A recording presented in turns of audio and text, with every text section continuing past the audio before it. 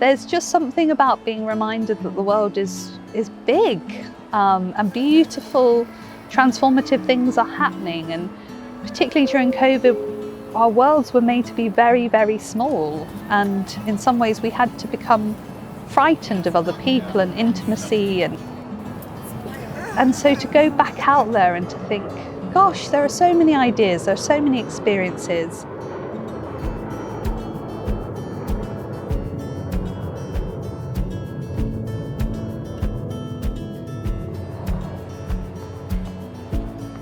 We knew we wanted to give a sense of our life together, and I guess the particular kind of theology and spirituality that we live in L'Arche.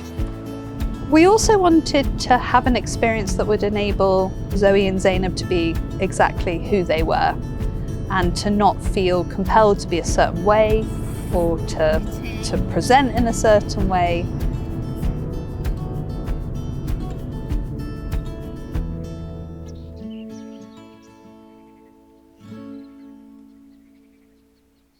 Thank you so much for having us. We've been genuinely really touched to be here. We've had such a warm welcome. It's so beautiful. And I don't know what it's like in Sweden, but people with learning disabilities often don't receive a warm welcome and often don't get to access beautiful spaces that are curated with intention. The message we wanted to get across was around discipleship and diversity.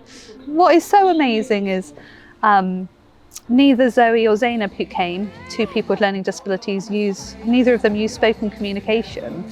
And I just loved watching the way they introduced themselves, showed themselves, had conversations with people, and the way they really led that group through what it means to be alongside someone with a learning disability.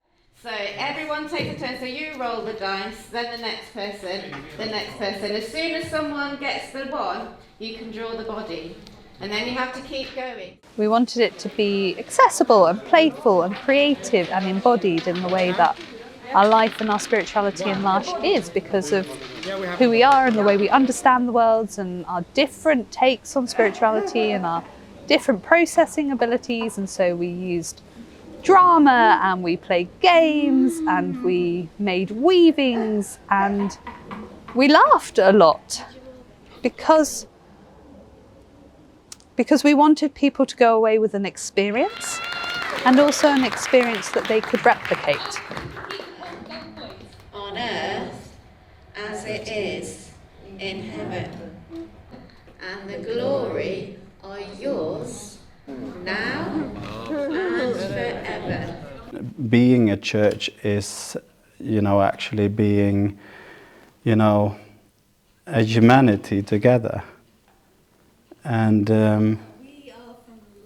I think that L'Arche, as a community, as an association of all sorts of people, is probably able to show what the meaning of the word church actually is. To have this group from L'Arche visiting our conference has added a great value, I'd say. We don't have the communities of L'Arche here, and being able to show us how you can live together and living your faith together, people with or without learning disabilities. That touched people at this conference. Photos of odd socks. The way of the L'Arche community's life shows us that it's not only easy, it's different to live together with differences, but we have to try, and most of the time those differences really add something important to our lives.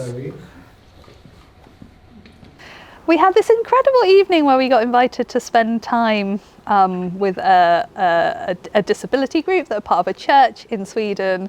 And while we were there, we joined in the rituals and the prayers and the meals.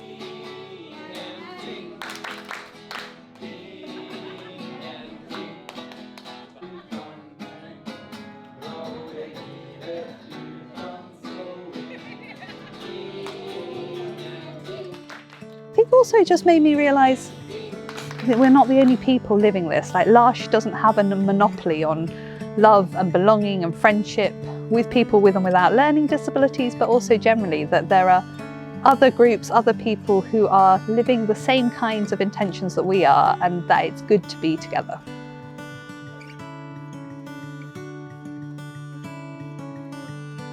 I think it's important for L'Arche to be involved in church events to remind the church that people with disabilities are part of the church.